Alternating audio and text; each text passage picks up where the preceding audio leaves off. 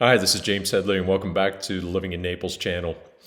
Since the majority of the viewers of this channel are from somewhere other than Naples, and considering a move to Southwest Florida or at least a second or investment home purchase there, in today's episode I'm going to talk about a recent report from NOC, which if you're not familiar is a national lender.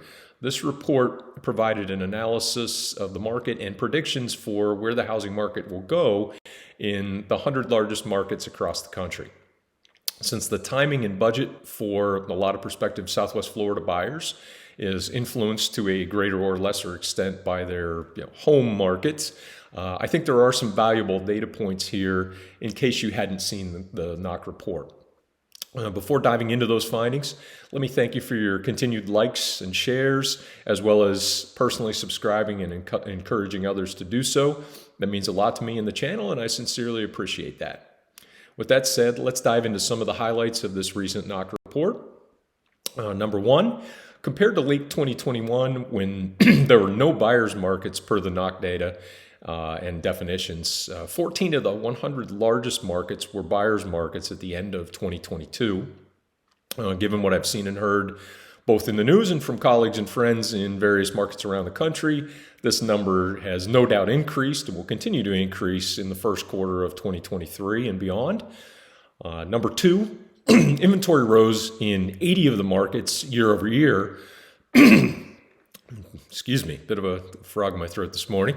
While the number of homes sold declined in all 100 except for Fayetteville, North Carolina. Median days on the market also increased nearly everywhere, and homes sold at a lower price than asking in all but 5 markets. Despite the slowdown, home prices continue to hold up well, with median sales prices declining in just 18 of the 100 markets, with the remainder of those 100 markets seeing prices continuing to rise or remaining unchanged. In other words, what I've been saying for a while now about the Naples area market, no longer being in that hockey stick price acceleration, but more of a stabilization and slight retrenchment phase, is even more pronounced elsewhere. Number three, the predicted top 5 buyers markets are all west of the Mississippi and all are markets that experienced really big booms in the pandemic housing frenzy.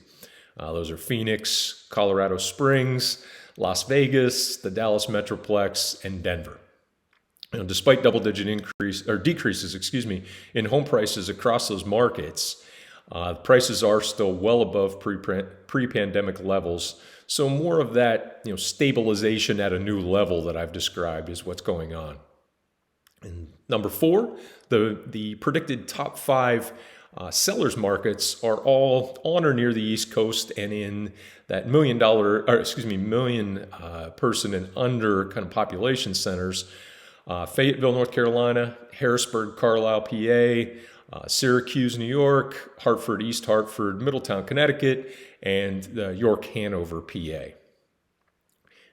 Finally, the number 5 takeaway from this is that the Naples-Marco Island market is expected to remain a neutral market over the next 12 months, according to NOC's methodology, and has already entered into that neutral phase, again, by their methodology, and consistent with the numbers that I present and the perspective that I've presented over the past handful of months. So what's this all mean?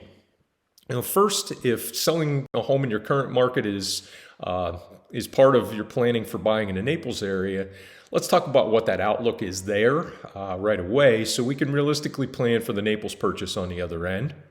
Number 2, the overall stabilization in the market is likely a positive that we should welcome. It gives us more predictability in terms of where values might be in Southwest Florida over the next year, as well as providing better relative comparisons from your home market to the Naples area. And finally, counter to the Panhandle/Destin area, Tampa, Orlando, and Jacksonville, which are all seen as falling into the top 25 buyers markets over the next year, Naples isn't in that category. So if you have a fear of buying at the peak and seeing the bottom fall out of the market soon after you do, this is yet another data point arguing that that is unlikely to be the case. So you can take some solace in that. As always, I'm happy to delve into any discussion further with you one-on-one, so please reach out to me anytime to discuss your personal real estate plan and your personal real estate context, and we can talk through what that might mean in terms of the Southwest Florida market. Until then, thanks again for liking, subscribing, and sharing, and I'll look forward to seeing you in the next episode.